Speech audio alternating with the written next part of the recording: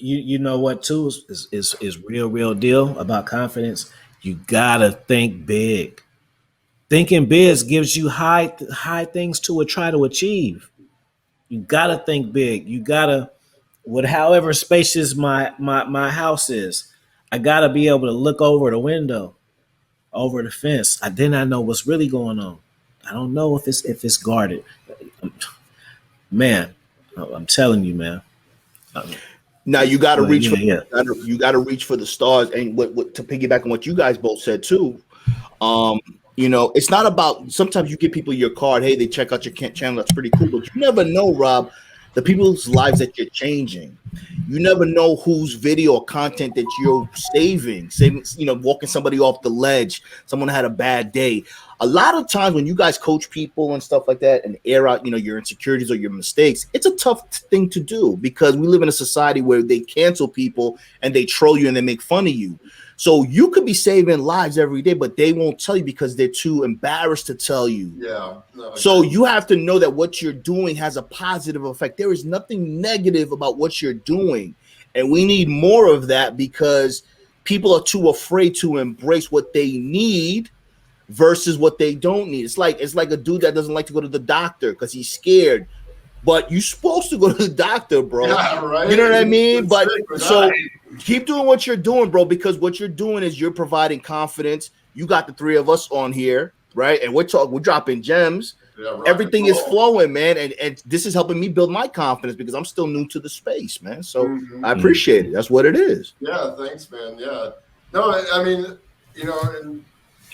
confidence is, I think, is constantly evolving within the person. You're constantly growing. You're constantly overcoming challenges, different ways of thinking about things. It's a lot of, you're going to have those moments when you're working on something in your life where you're going to self-doubt yourself, and you're going to forget about all the successes that you have because you tend to focus more on the failures sometimes when you're going through a bad situation rather than the successes. And so you got to. It's confidence to me is a constant challenge. It's like you're always working to grow your confidence. It involves a lot, like self-awareness. It's insane. The key to it though, bro, is to constantly challenge yourself. That's the key. I could just look behind me, right? So how many times? Not that I told everybody, but if you tell someone, you know what? I'm gonna drop 9 books, not this year in a year. How many people you think that would be like, oh, that's a cool? They would say what? They would be like, hell no, you can't. Why that? How about just 1, 2? It would stop at 4. You know what I'm saying? There's people who've been doing stuff for Alan Roger Curry, guys who've just been doing it. Their first book was 20 years ago, and they may have 5 or 6 by then. I'm just getting started. I'm telling you, I am the new version of Donald Goines. That is actually me. He had 20 something books. We're doing. You have to have genius level to keep doing this stuff. Mm-hmm. And I got a podcast. How do I run? That's genius level thinking. Because if I wasn't, seriously, I would have been ran out of stuff to say. How can I write? Not that should just be the loan. And I'm writing and I'm bummed out. I can write and do a show every day, and I still ain't ran out of gas. That's genius level shit, bro. If I become a famous person, that all this shit that I'm naming will be very significant. But that's also a part of dreaming big and thinking big. Because I'm working for this. I've seen other guys do it. What's his name? The Black Godfather. I forgot his name, but he was the guy. He had a Netflix feed. He was connecting all the cats. It was called The Black Godfather, though. He was like Quincy Jones' best friend, and he just boom, boom, boom. He was behind the scenes, and you got to see greatness in yourself. And the key though is when you open the doors, and then other people see greatness in you. Then you sit back like, wait a minute, I was just being pushing my ego at first. I was just being the cocky cat that I am at first, because it's good to believe in yourself. But wait a minute, other people see it too. Other people who I don't know. Mm-hmm. Let me say something before I forget, because I'm scattered. Bro, listen to what Afi said, bro. This is very important for you and for me and for everyone who's watching, who's going to watch this. You have to challenge yourself, right? So you got to challenge yourself. And part of challenging yourself is embracing failure, because you're not always going to win. You're not always going to win, but this is where your ego comes in. When you lose, and we all lose, this is when you turn on the ego.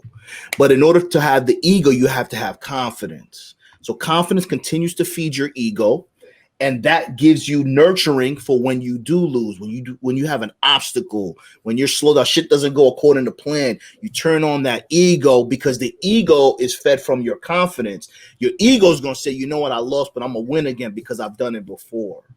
That's the very important thing. You got to make sure that you understand that your confidence is important and the ego is important to have it in check. And you turn it on when you lose, because you're going to need that extra juice to get you back to that glory that you felt. And I want to say one more thing too, regarding tribe and ego and confidence.